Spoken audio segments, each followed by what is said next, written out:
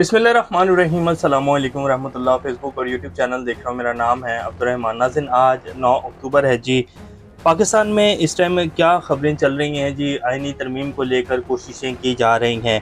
दूसरी तरफ SCO summit Pakistan में होने जा रही है जी, और 14 से 17 तक जो है इस्लामाबाद में ऑफिशियल छुट्टी अनाउंस कर दी गई है। उसकी तैयारियाँ ज़ोरों शोर से शुरू हैं, और अब जो है पीछे 2 या 3 दिन है, इनमें तो आइनी तरमीम पेश नहीं की जाएगी। परवेज़ इलाही साहब ने कहा है कि जी मुझ पर 25 से ज़ायद केसेस बनाए गए हैं और मैं इमरान खान के साथ खड़ा रहा। मज़ीद 25 से केसेस भी बना लेंगे तो भी मैं इमरान खान के साथ ही खड़ा रहूँगा। और उन्होंने क्या कहा वो भी आपके सामने रखेंगे। इंतज़ार पंजूता जो कि इमरान खान के जी सीनियर लॉयर हैं, वो कल शाम से लापता हैं। उन्होंने इमरान खान से मुलाकात के लिए जो है वो तौहीन अदालत की दरख्वास्त दायर की थी, क्योंकि इस्लामाबाद हाई कोर्ट की तरफ से ऑर्डर दिया गया था कि जी इमरान खान के वकला को तो उनसे मिलने की इजाज़त देनी चाहिए, ये आइन और कानून के तहत है। बेशक आप उनको जो है वो अडयाला जेल मत भेजें, लेकिन उनकी ऑडियो उसके ऊपर कॉल के वीडियो कॉल के ऊपर उनसे उसकी बात करवाएं, ताकि वो उनसे जो है वो अपने केसेस के हवाले से वो ले सकें, सारे पॉइंट्स ले सकें। तो उनकी मुलाकात ज़रूरी है, ये नहीं हो सकता। तो उसके ऊपर अमल नहीं हुआ तो उन्होंने तौहीन अदालत की दरख्वास्त दायर कर दी। तो अब उनको लापता कर दिया गया है। उस हवाले से क्या तफसीलात हैं।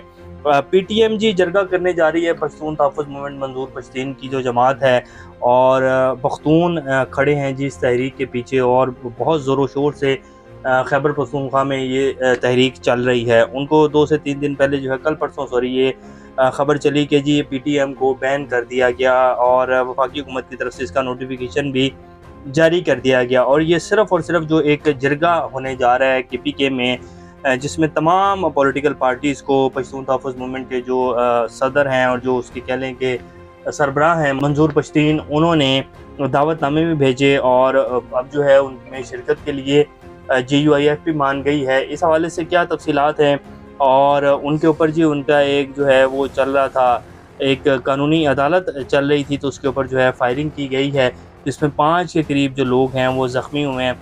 वो तफसीलात भी आपके सामने रखेंगे।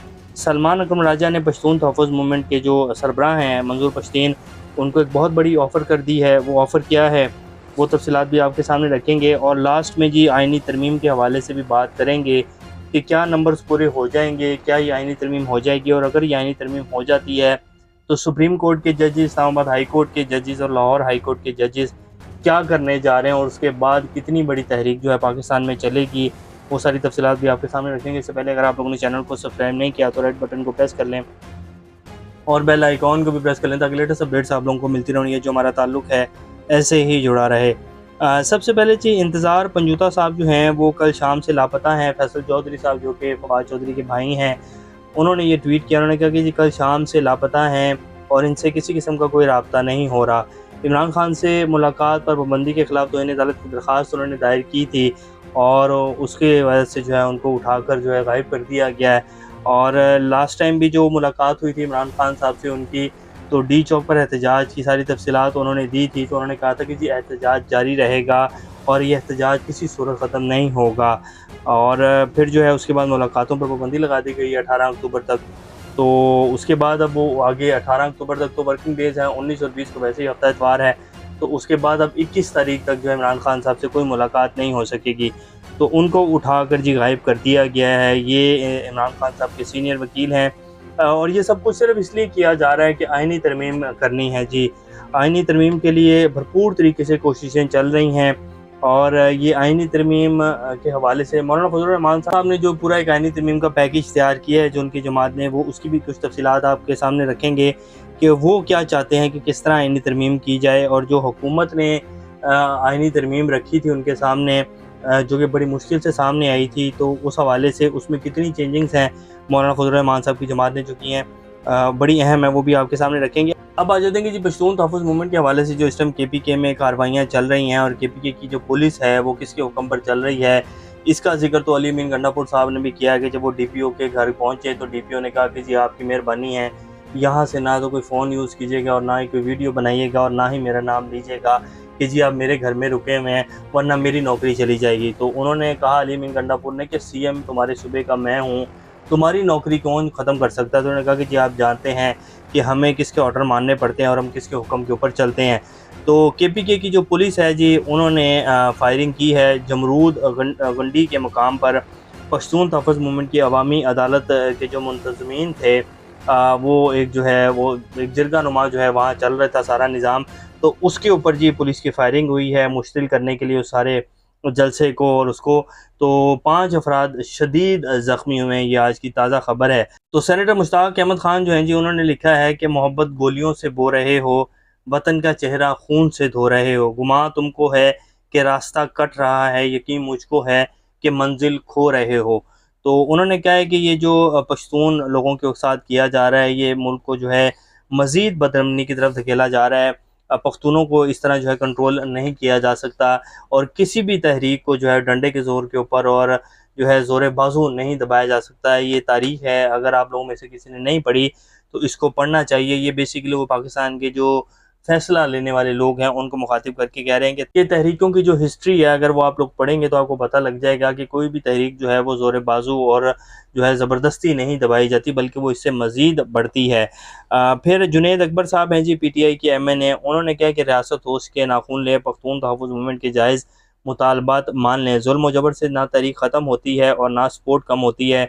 पख्तून को अब ज़ोर से नहीं दबाया जा सकता। रियासत के इस अमल से नफ़रत और नाराज़गी मज़ीद बढ़ेगी। केपीके को एक और बलूचिस्तान बनने से रोकें। अगर रियासत ने अकल से काम ना लिया तो फिर सबको पछताना पड़ेगा। सूबाई हुकूमत अपनी पोजीशन वाज़ेह करे और इस जबर और जुल्म का हिस्सा ना बने। दरअसल वो भी इसी हवाले से जो आज फायरिंग की गई है पुलिस की तरफ से, वो भी इस मामले की जो है वो कह रहे हैं कि जी सूबाई हुकूमत बताए कि ये क्या आपके हुक्म के ऊपर हुआ है, क्योंकि मंजूर पश्तीन जो है उनकी पीटीआई की क़यादत से मुलाकात भी हुई है, जेयूआईएफ की क़यादत से भी मुलाकात हुई है, उनकी जो है एएनपी की क़यादत से भी मुलाकात हुई है, पख्तूनख्वा मिली अवामी पार्टी जो कि महमूद हसनज़ई साहब की पार्टी है, उनसे भी मुलाकात हुई है और जेयूआईएफ ने, एएनपी ने, पख्तूनख्वा मिली अवामी पार्टी ने, इन सब ने ऐलान कर दिया कि जी हम इनके जिरगे में शामिल होंगे, जो एक बहुत बड़ा जिरगा बुलाया जा रहा है। और वो सिर्फ़ और सिर्फ जिरगा जी आइन और कानून के तहत, और इसका बाकायदा पश्तून तहफ़्फ़ुज़ मूवमेंट की तरफ से ऐलान किया गया कि जी ये बिल्कुल आइन और कानून के मुताबिक होगा। इसमें जायज़ मुतालबात जो आइन और कानून के अंदर रहते हुए वो उनके ऊपर जो है सारे इकट्ठे होंगे और वो रियासत के सामने रखे जाएँगे कि जी हमारे जायज़ मुतालबात हैं, इनको पूरा किया जाए। इस तहरीक का हरगिज़ मतलब ये नहीं है कि जी हम कोई अलहदगी की तहरीक चला रहे हैं या हम जो है एक अलग जो है पूरा वतन बनाना चाहते हैं, तो इसका ऐसा कोई मकसद नहीं है। लेकिन फिर भी जी पुलिस को ऑर्डर दिए गए और ये जो वाक़या हुआ है, जिसकी तस्वीरें भी मैं आपकी स्क्रीन के ऊपर चला देता हूँ, जमरूद गंडी, ये वज़ीरिस्तान वाली साइड का इलाका है जी, जहाँ ये फायरिंग की गई है और उसके बाद जो है 5 के करीब अफराद शदीद ज़ख्मी हैं। तो इससे नफ़रत बढ़ेगी जी पश्तून तहफ़्फ़ुज़ मूवमेंट को अगर आप देखें, इनका माज़ी देखें, तो जो कुछ वज़ीरिस्तान में हुआ और ख़ास तौर पे जब से ऑपरेशन शुरू हुए हमारे केपीके में, और बलूचिस्तान की सूरत हाल तो आप लोग वैसे ही जानते हैं कि बलूचिस्तान में क्या हुआ है, लेकिन जो केपीके में ऑपरेशन हुए हैं, वज़ीरिस्तान, सवात, ये जो सारा एरिया है, जो इसमें ड्रोन अटैक्स किए गए मुशर्रफ साहब के दौर के, जब वो ख़त्म हो रहा था, तो उसके बाद जब से ऑपरेशन शुरू हुए हैं, तो आज तक आप देख लें कि सारी की सारी कुर्बानी जो है वो पख्तून लोगों ने दी है। पाकिस्तान में जितनी भी दहशतगर्दी हुई है, वैसे तो खैर पूरे पाकिस्तान में धमाके हुए हैं, लेकिन जितनी तबाही केपीके में आई है इस दहशतगर्दी की वजह से, वो कहीं भी नहीं आई। और जितनी बड़ी जंग केपीके में लड़ी गई है, शायद जो है वो पाकिस्तान की तारीख में किसी भी और सूबे में इतनी बड़ी जो है इस तरह के वाक़यात और इस तरह की जंग जो है वो नहीं देखी गई। और जितनी वहाँ के लोगों ने जो है मुश्किलात काटी हैं, अपने घर छोड़ दिए, कितने-कितने लोग जो हैं वो उनको शहीद कर दिया गया, क्या-क्या कुछ नहीं हुआ जी।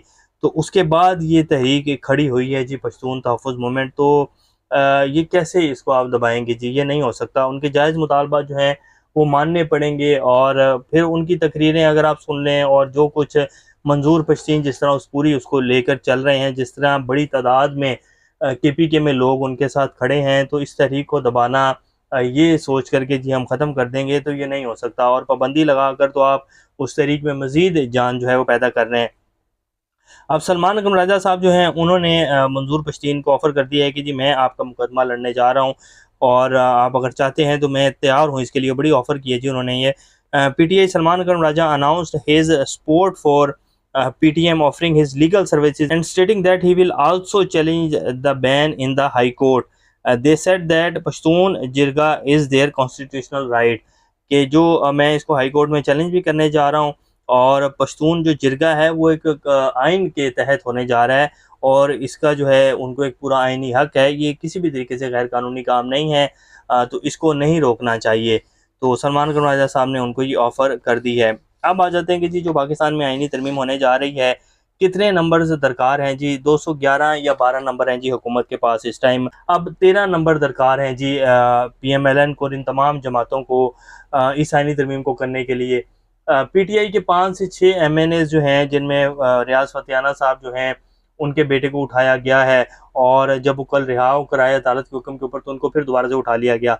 तो इस तरह तकरीबन कोई 4 से 5 एमएनएस हैं पीटीआई के, जिनके हवाले से कहा जा रहा है कि जी उनके ऊपर जितना प्रेशर है उनसे राब्ता भी नहीं हो पा रहा, तो वो शायद जो है अपना वोट इस आईनी तरमीम को डाल दे, लेकिन फिर भी 7 से 8 नंबर जो हैं वो कम है। तो मौलाना साहब को मनाना जो है वो हर सूरत लाजमी है, मौलाना साहब के बगैर ये आईनी तरमीम नहीं हो सकती है। मौलाना साहब ने जो आईनी तरमीम के हवाले से अपना मसवदा सामने रखा है, उसमें उन्होंने एक तो आईनी अदालत का क़याम जो है उसको बिल्कुल रिजेक्ट कर दिया है जी, मिलिट्री अदालत को भी रिजेक्ट कर दिया है। फिर जो आर्टिकल 8 है, जिसमें सारे इंसानी हकूक़ और ये जो सारी ह्यूमन राइट्स की वायलेशंस के हवाले से ये आर्टिकल है कि ये जो है आइन को भी चाहिए कि वो इंसानी हकूक़ की खिलाफ वर्जी को देखे, तो उस आर्टिकल को भी ख़त्म करने की जो है इस आईनी तरमीम में शिक डाली गई थी, तो उसको भी उन्होंने रिजेक्ट कर दिया। और फिर उन्होंने आईनी अदालत के हवाले से कहा कि जी सुप्रीम कोर्ट के 5 सीनियर जजेस के ऊपर जो है मुश्तमिल एक परमानेंट बेंच बना दिया जाएगा, कि जो भी सुप्रीम कोर्ट के 5 मोस्ट सीनियर जजेस होंगे, एक चीफ जस्टिस और दूसरे 4 सीनियर जजेस जो होंगे, वो आईनी अदालत का बेंच होगा और वही तमाम आईनी केसेस को सुनेंगे। इसके लिए कोई आईनी अदालत बनाने का जो है वो नहीं, सही नहीं है। तो इस तरह जो है हमें चलना चाहिए, तो एक बड़ी अच्छी तजवीज़ है। उन्होंने जितनी भी तजवीज़ आईनी तरमीम के हवाले से दी है, जो उनका मसवदा सामने आया है, तो इस पर तो ना हुकूमत मानेगी जी, और ना ही जो इस आईनी तरमीम को करवाने के पीछे लोग हैं वो मानेंगे। तो मौलाना साहब के को मनाना ज़रूरी है, और मौलाना साहब ने जो मसवदा रखा है सामने, उसके ऊपर तो किसी सूरत ये आईनी तरमीम नहीं होने जा रही। और पीछे 8 से 9 वर्किंग डेज़ रह गए हैं जी इस आईनी तरमीम को करने के लिए, क्योंकि 14 से 17 तक तो वैसे ही पाकिस्तान में जो है वो एससीओ कॉन्फ्रेंस होने जा रही है। अब ये जो 1-2 दिन है, इनमें तो आईनी तरमीम पेश होने का ना कहा गया है, ना ही असम्बली का इजलास जो है वो बुलाया गया है। तो अब ये 18 के बाद जो अगले दिन होंगे, 2 या 3 या 4 दिन मैक्सिमम बचते हैं अगले दिन जो है वर्किंग डेज़, उनमें आईनी तरमीम पेश किए जाने का इम्कान है, लेकिन लगता नहीं है कि ये आईनी तरमीम पास होगी। कोशिश भरपूर तरीके से की जा रही है। तो ये इस टाइम की जी कुछ ताज़ा तरीन सूरत-ए-हाल। और फिर सुप्रीम कोर्ट के जजेस और लाहौर हाई कोर्ट के जजेस, इन सब ने ये भी जो है मैसेज भिजवाया है कि जी अगर ये आईनी अदालत यानी आईनी तरमीम की गई, तो उसके बाद इतने जजेस जो हैं वो इस्तीफ़ा दे देंगे, और फिर वो जजेस घर नहीं बैठेंगे, वो तहरीक चलाएँगे अदलिया की आज़ादी की। और फिर जब सुप्रीम कोर्ट के जजेस, मोस्ट सीनियर जजेस जो हैं, वो अदालतों के बाहर खड़े होंगे, बैठे होंगे, और वहाँ वो अपनी अदालतें लगाएँगे, तो फिर मामला किस तरफ जाएँगे और वो तहरीक कितना ज़ोर पकड़ेगी, ये आप सब लोग जानते हैं। तो ये भी कुछ ताज़ा तरीन सूरत-ए-हाल है जी। 8 से 9 दिन बड़े अहम हैं।